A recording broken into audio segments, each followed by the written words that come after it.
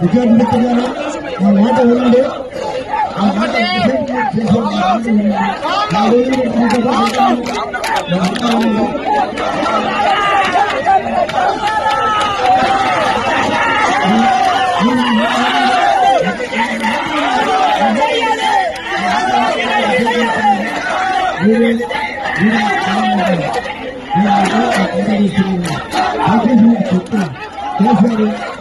అయ్యి ఇలా పెట్టుకుంటే మీరు చూశారు అంబులెన్స్ ఇంకా వెనక్కి కూడా అయిపోయింది.